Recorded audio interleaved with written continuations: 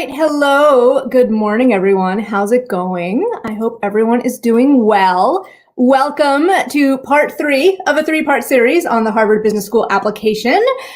Today, we are going to be talking about the interview. So, super quick, in case you missed the other 2 parts of this 3-part series, my name is Maria. I graduated from Harvard Business School in 2005, and I am the founder of ApplicantLab.com, the online service that is disrupting the overpriced admissions consulting industry.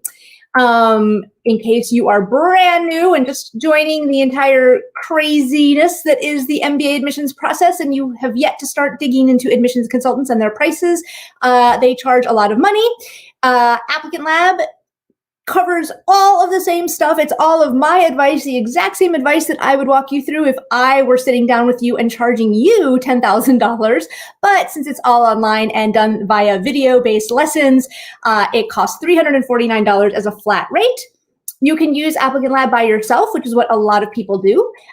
If you want additional help after going through the lab, I or my team are available for hire for one-off services to check over your stuff and let you know if we think you're going in the right direction. Or if you want to use Applicant Lab with a third-party consultant to either save money with a third-party consultant or double check the advice that maybe you're getting from another consultant. If it doesn't quite sit well with you, you can just always use the lab as an insurance policy and use it that way. Now, super quick, I also wanted to point out that since we're talking about interviews, there is also a watered down version. I mean, watered down may not be the best thing, but there's a version of Applicant Lab called Interview Lab where it only contains the highlighted sections here, AKA only the sections that you need for an interview.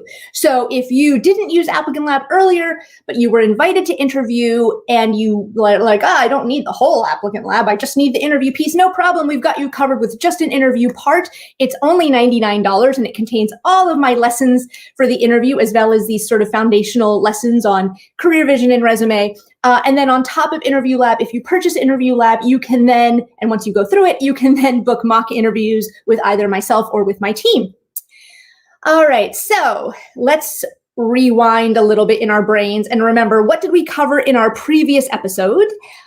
We talked about what does Harvard Business School value in candidates, and it's looking for basically people who are in the future going to go on and do lots of really great things in the world and therefore make the school proud by association.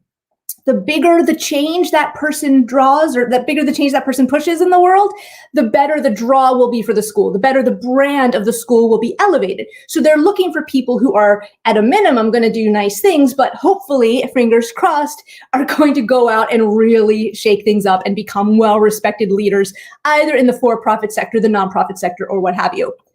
And then we also covered last time, how do they even start to figure out if you are this sort of a person?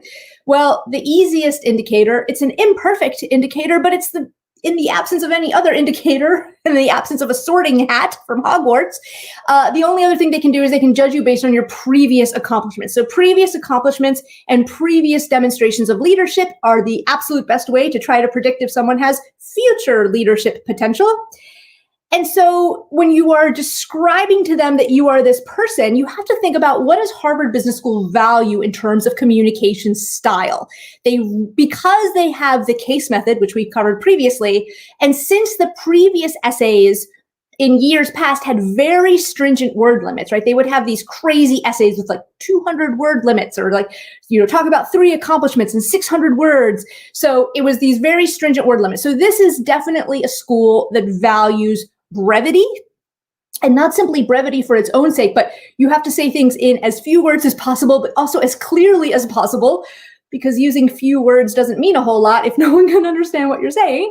And they also value persuasiveness and the ability to prioritize. So in the case method, when you're skimming a case, you need to start to develop an intuition of how to prioritize which information is important. And similarly, when you're raising your hand in a case discussion, you need to prioritize what you're going to say to others in order to maximize the impact of your statement and hopefully in the process, maximize your grade. And so given that, what we covered last time is I was leading you towards the realization. So, because I could just sit here and I could be like, okay, the essay has to be not repetitive and short and what, but then like, you'd be like, okay, lady, you're just like telling me what to do, but you're not really explaining why. So I wanted to explain to you, like, here's what you need to talk about and how you need to talk about it. And so what we covered last time was that the essay itself should not repeat stuff that is elsewhere in the application. It should focus on proving that you're a leader. You're not trying to get a date from them. You're not trying to get them to be your therapist. It's not necessarily super personal, like if it's going to make them uncomfortable reading it and cringe a little, don't do it. It has to only include what is necessary in terms of prioritizing what are you going to tell them. So for example, if you've been in charge of, let's say, 5 projects at work, and 2 of them were super cool and 3 of them were sort of lame, don't even talk about the 3 that were lame. Show that you know how to prioritize and only focus on the things that matter the most. And finally, be easy to understand. No big words, no thesauruses, especially we can tell when you're using a thesaurus and you don't actually know what that word means. It comes through and it's embarrassing. So that's what we covered last time. And so with that foundation, let's talk about the interview. So about 20% of applicants to Harvard Business School are invited to interview, and about 50 to 60% of those are eventually offered admission.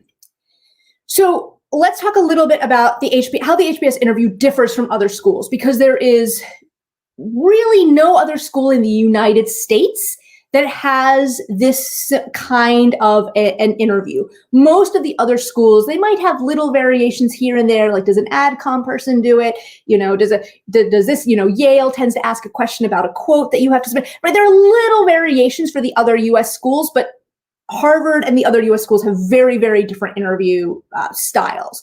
And so first of all, how do the other schools do their interviews? Most of them are blind. A blind interview means that the person who is interviewing you has only seen your resume. They haven't seen any other part of your application, and they usually get the resume. I mean, they might get it a day or 2 before, but let's be honest, most of them are not going to spend half an hour reading the resume. They might glance at it for a couple of minutes and say, oh, that's interesting. Maybe I'll ask them about this. But it's not going to be this in-depth reading of the resume, because that's part of what the interview is for you to walk them through your resume. So why should I bother spending half an hour on it? So they're just going to glance at the resume for a few minutes. A lot of other MBA programs, yes, admissions officers at other programs often can do interviews, but in addition, other programs will often have current students or alumni doing interviews. Other interviews can be a little bit variable, anywhere between, say, 20 to 45 minutes. And then the interview is also kind of like the last word. Like, yeah, you can send a little thank you follow-up note to the interviewer, but you're not really necessarily, they're not like, please reach out to us after your interview. We really want to hear what you think. Like, no, you can do it and it's considerate, but you don't necessarily get the last word.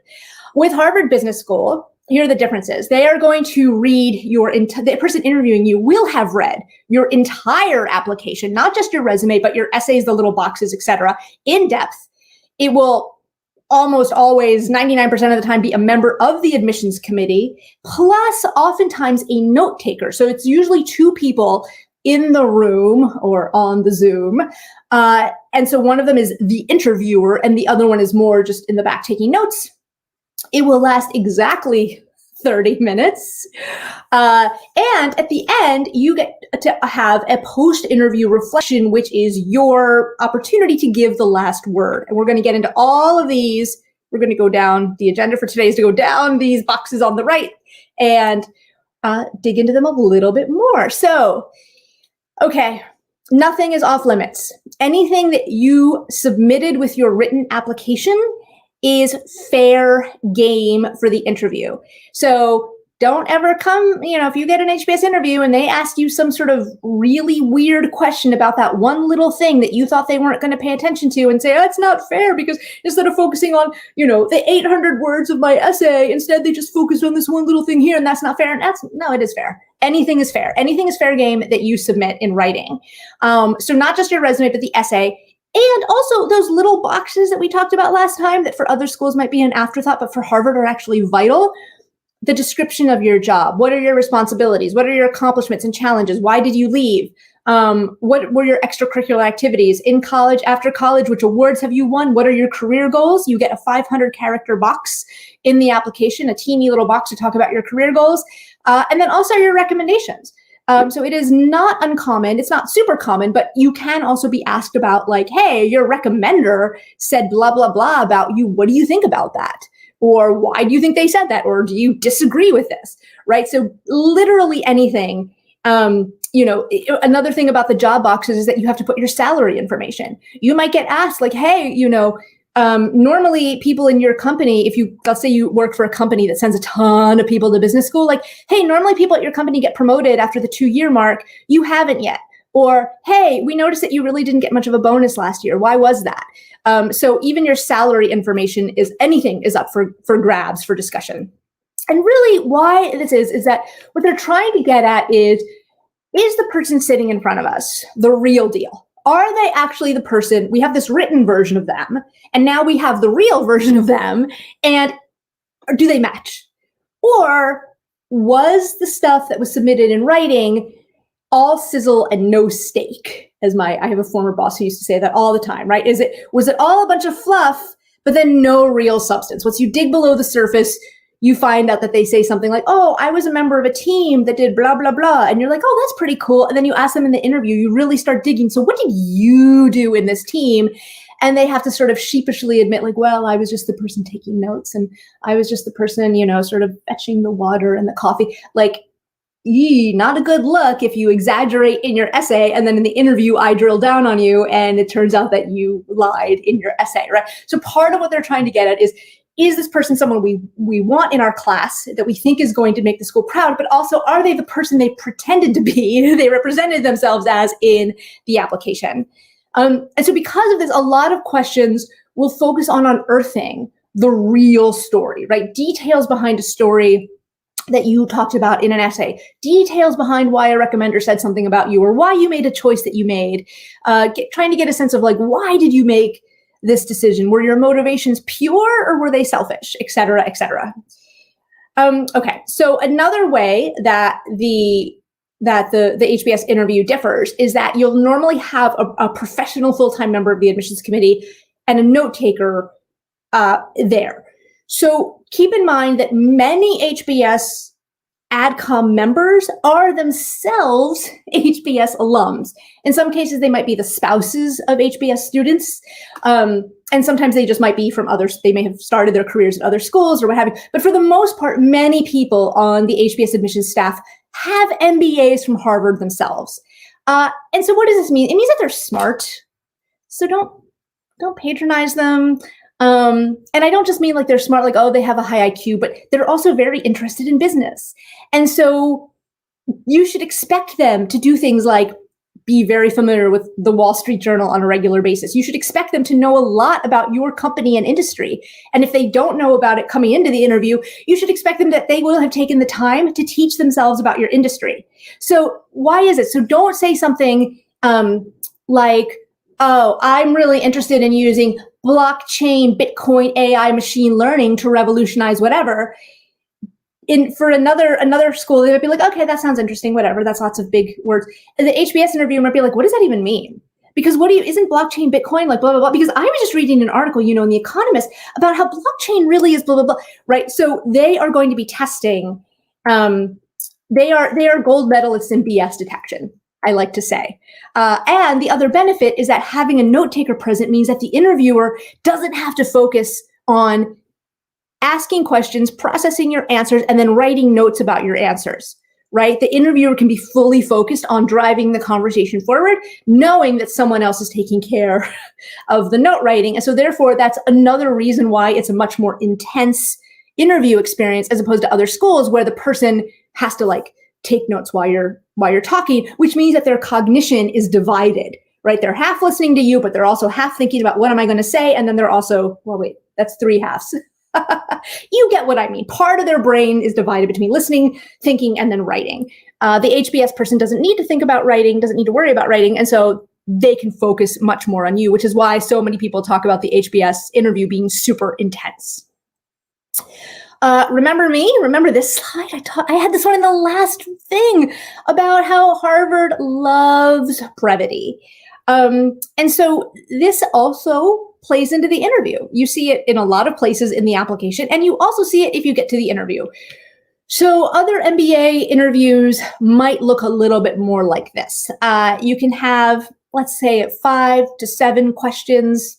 I mean, it could be 4, could be 8, but it's normally somewhere around that. It could be sort of 20 to 40 minutes. The first question most other schools ask is something along the lines of, so walk me through your resume, or some like, tell me about yourself, which is basically another, essentially walk me through your resume, but maybe with a little bit of personal stuff tacked onto the beginning. But they basically are like, okay, so let's walk through your professional history. And that's normally the first question in almost every other school's interview. If in another school's interview, you start to go in circles and you are like, you're contradicting yourself, or you've made the same point 4 times, but you just keep coming back to the same point, like they'll just sort of sit politely and listen to you. And if they think you're sort of full of it, that you're using terms like blockchain and whatever, and that you don't actually understand what blockchain is, they're not going to say to you like, what, you're full of it. HBS, on the other hand, it's exactly 30 minutes. And in those 30 minutes, you can easily cover 10, 15 questions. So instead of it being one question where you give an answer for, say, 3 minutes, it can be often more like, 30, 45 seconds, 60-second answers, much more rapid fire.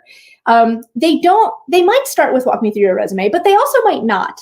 Because if I'm your interviewer and I've read your resume and your essays and all the little boxes that go with the resume, like, I might not need you to walk me through your resume because I might already have a pretty good sense of it. And by the way, I have bigger fish to fry. So don't necessarily expect the Harvard interview to start with like so tell me about yourself. It might, but it also might not. You need to be ready for them to just jump in with like, whoom. So like, why did you volunteer to run this project? It's like, well, if you start to, because the time is so regimented, if you start to ramble and go off on it, and you've already said it like, oh, well, so in other words, what I was saying, so like, in other words, I meant this. And if they get it because they're smart and so they tend to get it, they'll be like, yeah, I get it. Let's move on. Next question. Boom.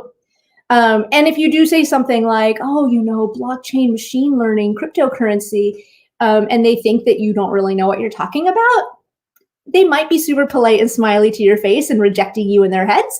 Or they might be like, oh yeah, what are you talking about? Like, that's not what that means, right? So it's a little bit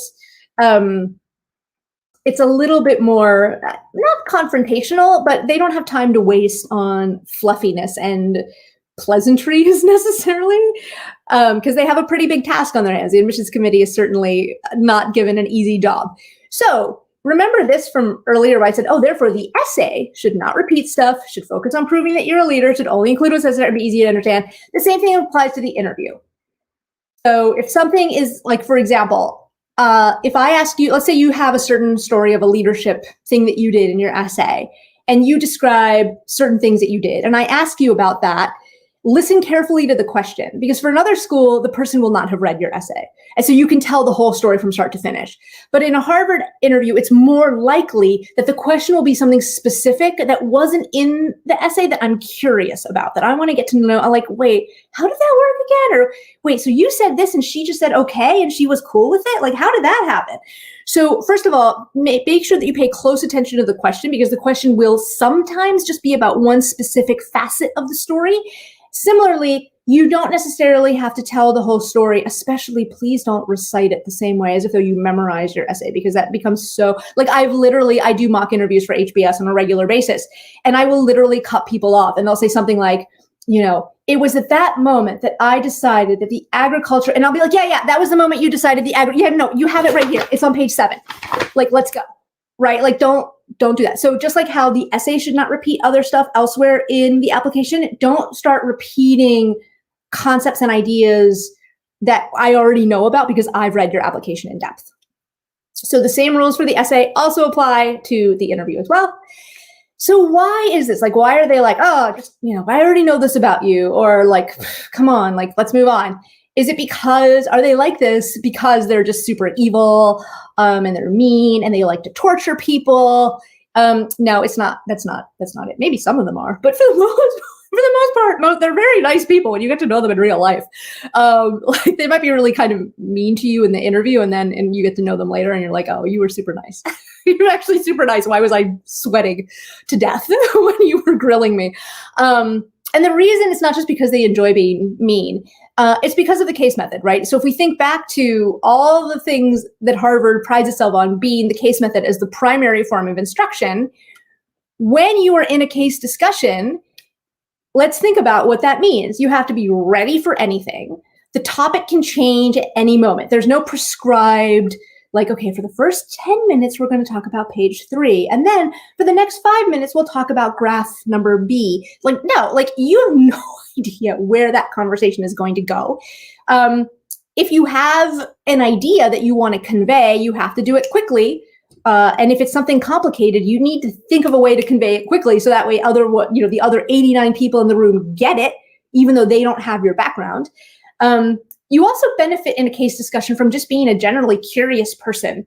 So if you're only very, very, very good at just what your pre-HBS job was, you might not have the breadth of knowledge that will make you beneficial to a wide variety of cases. You will be very, very good at that one case that deals with your pre-HBS industry. But if you're sort of a more generally curious person, so if you're very like heads down and like, this is my job and all I do is just my job, you will then only be able to contribute to cases that deal with your job or your company or your industry. Versus if you just tend to be a curious person in general and you're just sort of always not focused down, but looking up and looking around, you're going to say like, oh, I actually remember this thing, or, what's one of our competitors actually did something that I thought was really smart and they did blah, blah, blah. So you need to be ideally someone who knows about the world in general and who just is interested in what's happening at a broader level in the business world. You need to be pretty persuasive. You need to know how to deal with disagreement and confrontation and not do it in a negative way. And you cannot be an insufferable know-it-all. I mean, you can be, but you just won't get a very good grade and your section mates won't like you very much. So because of this is why the case method is what it is. This is why the HBS interview can move really quickly. Questions can be thrown in there to try to throw you off balance. Whenever I do a mock HBS interview, at the end, if somebody says, wow, I never expected you to ask me that question, I'm like, good, that means I did my job. If you predicted all of the questions I was going to ask you, I consider it to not be I feel like I let you down. Because the point is, part of what I'm trying to do is I'm trying to pick questions that you won't predict just to see how do you respond. Like if they're picking a question that is completely from left field, they know that it's from left field. It's not that they expect you to know everything in the world. It's they want to see how do you deal with something that you probably weren't expecting, because that's what happens in a case discussion. The HBS interview might also ask you to explain something complicated in a very simple way to see if is this something that comes naturally to you. Again, it can cover anything, right? Including not just your division of your company, but they can ask questions about your company's overall strategy or your industry's overall direction, both your current industry and then also the industry that you say, if you said that you want to switch industries in your career goals. Any question about your future industry is also fair game. It may be considered to be confrontational. Sometimes it is confrontational because they want to know how you're going to deal with the inevitable confrontation that happens in the case classroom. So it's not that they're confrontational people naturally. They're often very sweet in real life, but they're just trying to see, like, how do you deal with it? Do you get flustered? Do you get defensive? Do you get like, oh yeah, lady, well, let me tell you about blockchain. Like, ooh, not great. And then they will also sometimes ask questions that are trying to uncover your self-awareness. Right? Are you really aware of your strengths? Most people are, but that's easy. But are you really aware of your weaknesses? And are you aware of the direction, like how do you need to grow and how do you need to improve? And since no one is perfect at anything, we all need to be aware of our weaknesses. So that way, when we're building teams around us later on, we hire people that aren't like us. We hire the people who are good at the things that we are bad at, because that's what makes for a well-rounded team that accomplishes more things. So you need to be ready. So thinking about what the case method is, and therefore what the questions might be. You need to be prepared for this walking into the HBS interview. You need to be, now look, sometimes the interviews are completely none of these things. Sometimes they're super friendly because sometimes they even want to throw you off guard. Like sometimes people get really freaked out. They're like, my HBS interview is completely friendly. And so I'm freaked out by that. And I'm like, don't be. Like sometimes it might be friendly, sometimes because they know that there are things like message boards, and they know that there are things like videos like this. And so they might say, aha, so if everyone's going into the HBS interview expecting it to be like, let's freak people out by just being super friendly and see if that freaks them out a little. No, just be ready for anything. So obviously in Applicant Lab, I've got a lot more, but just a few of my favorite questions that I tend to like a lot. Explain whatever to me, like I'm 8 years old. So, oh, you are a petroleum extrusion engineer. Like, what does that mean? Or what does that have to do? Like, where, like between the oil being in the ground and me putting the gasoline in my car, where does your job sit on that, on that value chain? Explain it to me like I'm 8. They might also call out contradictions, right? So like the essay, you wrote in your essay about how your mom is like, you love her and you talk to her every day and she's the most, and you can't imagine living without her. And yet you moved to another country for your job. So like, if your mom matters so much to you, why did you move far away? Like, explain that discrepancy to me.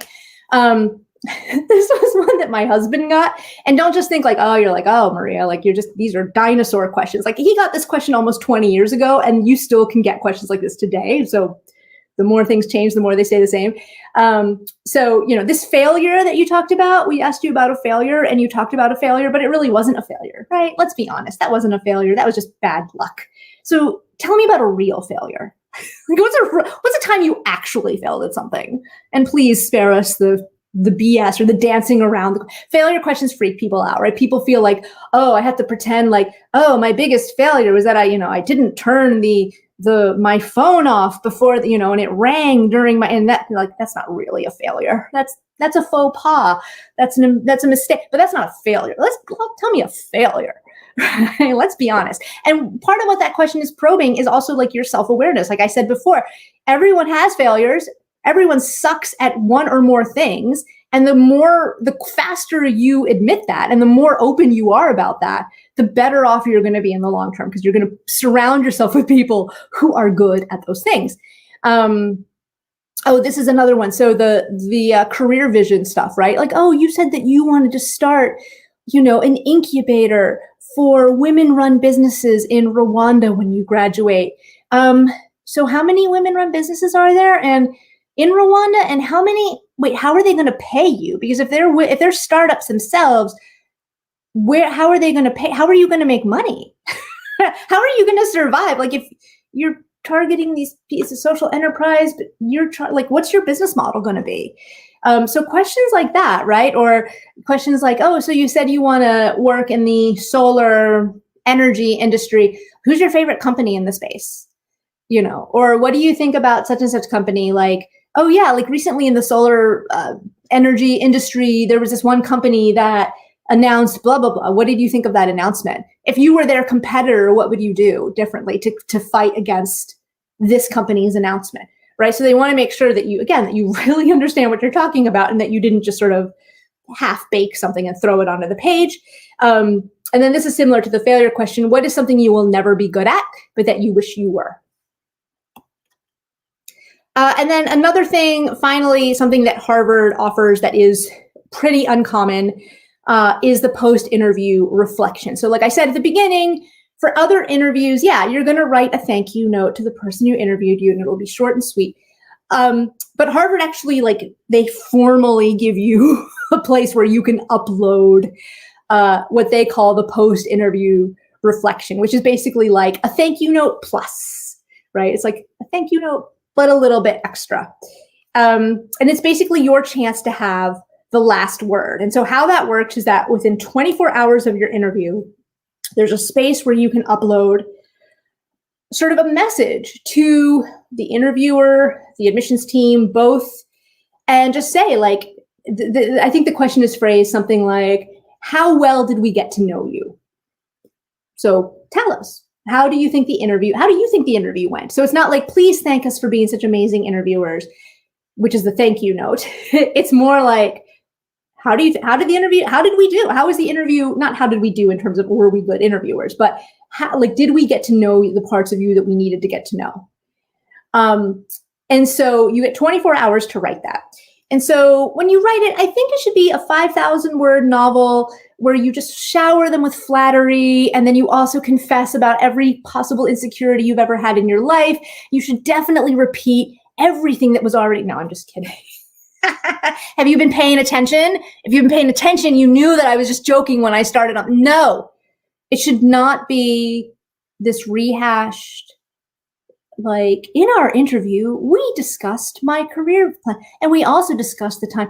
I also enjoyed talking about this thing. Like, they know what they talked about with you. You don't need to tell them, here's what we talked about.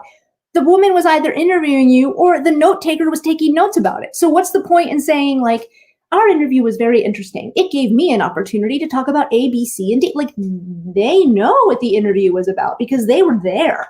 So you don't need to repeat what the interview was about.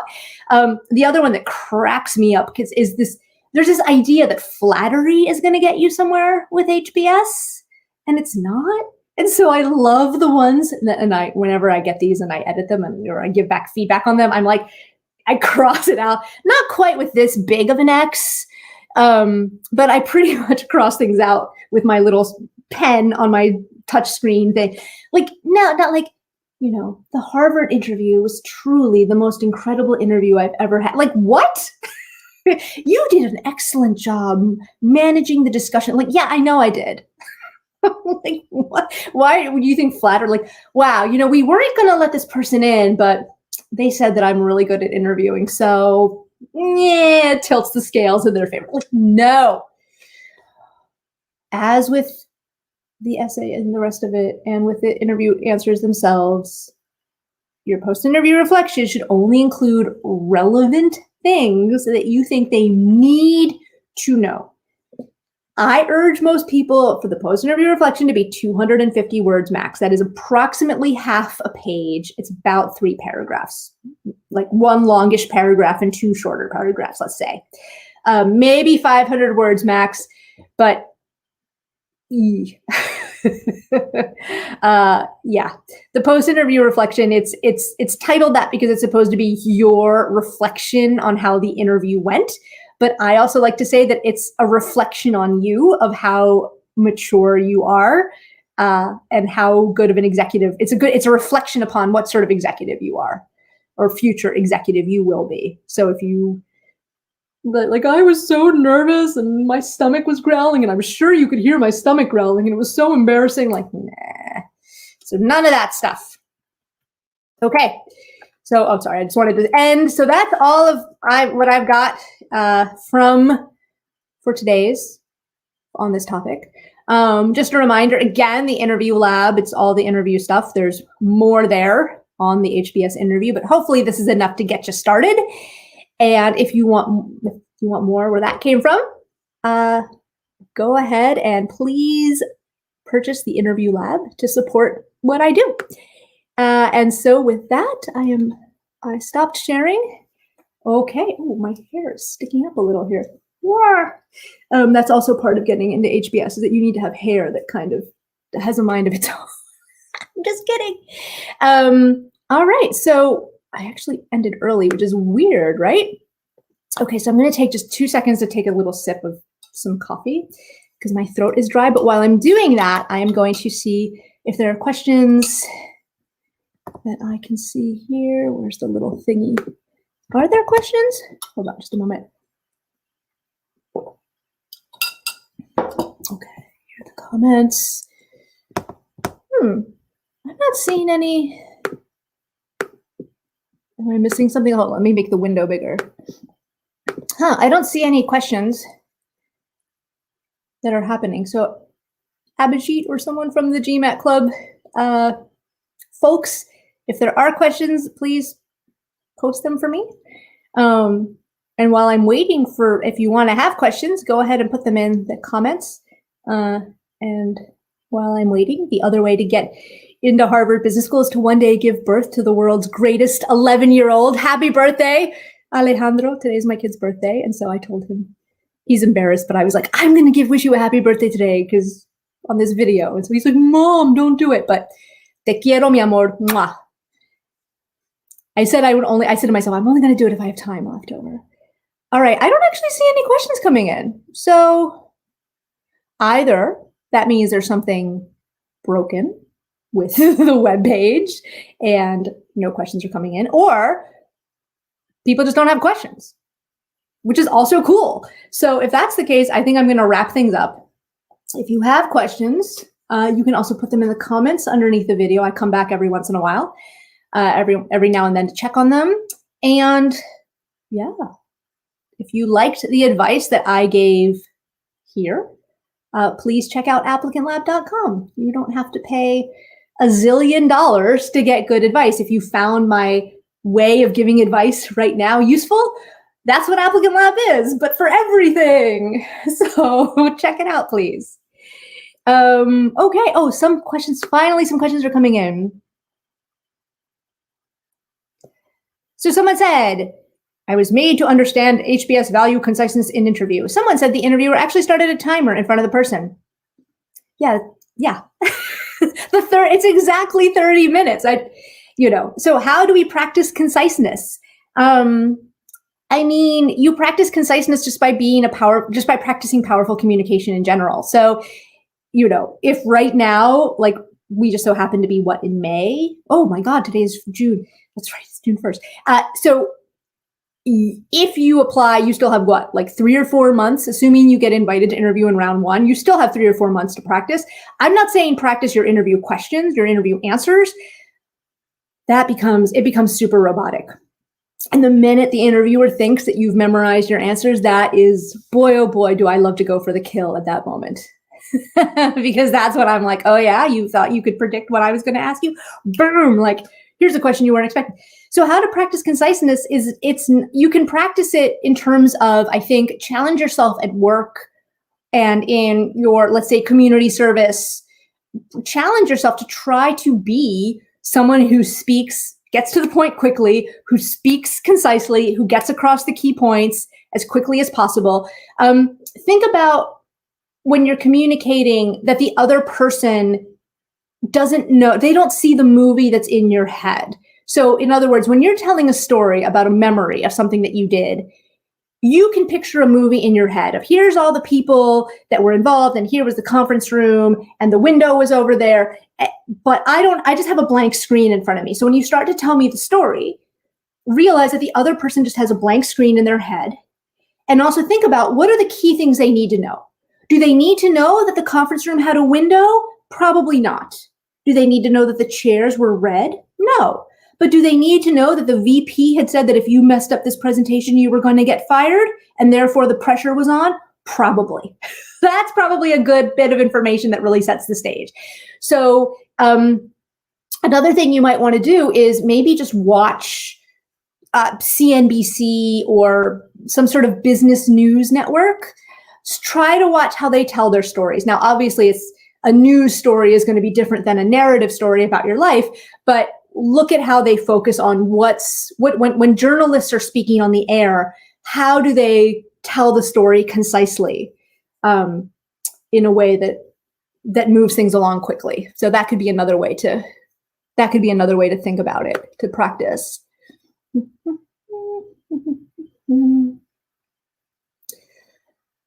Okay, so the other question is that Afreed wants to know, what are my chances? I've got this GPA and a master's of a 9.10. So Afreed, if you've been listening to my other videos, you'll know that there's not even, that your academic GPA has absolutely very little, almost nothing to do with your admissions chances.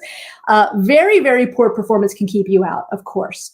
And if you are a male Indian engineer, you will need to strive to aim for at least 30 points above a school's average GMAT. Not a hard or fast rule, but just something you should try to aim for just because of the competitiveness of your cohort.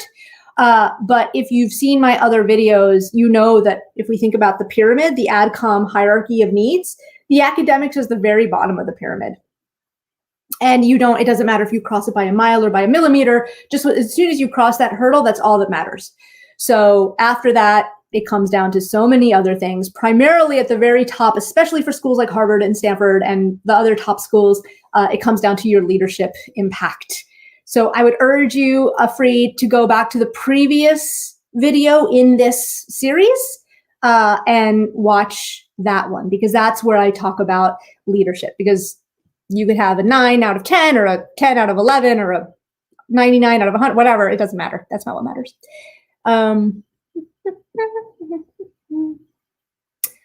Okay. Oh, Samaj Pikachu. Is that your real name? I love Pikachu. I have a feeling it's not your real name. If it is your real name, that's awesome. And if it's not your real name, I love Pikachu too. Does the interview also involve questions related to our opinion on current world events or news articles related to our current industry? It is much more likely to involve questions related to your current industry. Absolutely.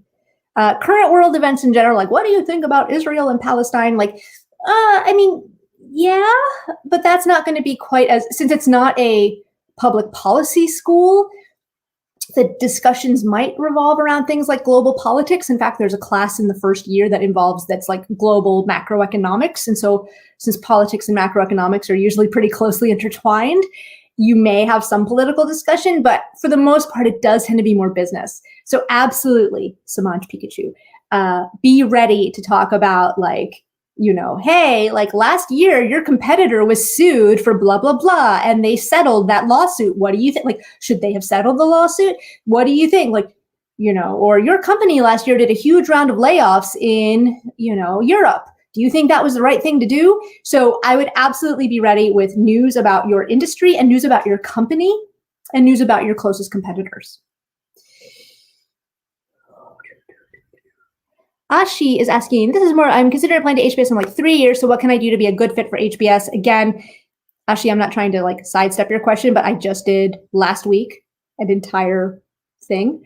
Basically, step up as much as you can, go way beyond the minimum expected and try to make as much impact as you can in your job, in your community. Really shine, try to get leadership experience, try to get management experience, try to impact your company, not just yourself, not just your team, but try to impact your company, your clients, and then beyond. Try to make that scope of your impact sort of if you think about like, I don't know, what would be the term?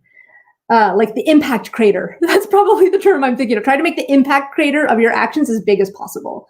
So that way you're the ripple effect. You can say that you impacted a lot of people, or that you really changed, your company was going, for 50 years, we've manufactured mattresses with, toxic asbestos. And I convinced the CEO to start doing recyclable bamboo instead, right? That sort of stuff. But that was my whole a lot of my last thing. So check it out. Post-interview write-up, more towards the interview, looking for additional pointers for admission or for rejection. Is the post-interview write-up more towards the interviewer? Additional pointers for admission or for rejection. So the question is, for the post-interview write-up, the question they ask is basically like, how well did we get to know you? And so if you messed up something massively in the interview, this can be your chance to say like, hey, when I talked about that thing, maybe I didn't do a great job, and ideally I would have instead phrased it like this. You can try to do some damage control that way. It's not necessarily the place to add. You could also say something like, if we would have had more time, I wish you would have asked me about my Pokemon collection because it matters so much to me, and here's why. So you can try to add more things. Additional pointers for admission or forward. I'm sorry. I hope I understand it. Please rephrase your question because I may have not understood it. But you're basically trying to say to them like, okay, like it's perfectly fine, by the way, for the post-interview reflection to be like, yeah, we covered everything I wanted to cover, and I'm super excited to go to HBS, and thanks. Like if you felt it was a really great interview, no need to beat a dead horse. Just be like, yeah, you guys did a great job, and you know me really well, and I'm excited, and I hope to hear good news from you soon, whatever. What's the best GRE score for applying? So Shaz, you can look that up on the internet. Oh, look, GMAT Club also. Shaz, look at how nice they are. They gave you a little link for you to find it. That's so nice. I was going to say, like, I don't know, you can Google it. Okay, thank you, says Ashi. Okay, well, so it seems like we are winding down. We're ending early today. Abshi might actually get to go to sleep tonight at a regular time instead of Maria going half an hour over the allotted timeline. All right, well, thanks so much, everyone. Thanks for watching, and yeah, check out applicantlab.com, please. That's applicantlab.com. Thanks so much. Have a great day. Bye-bye.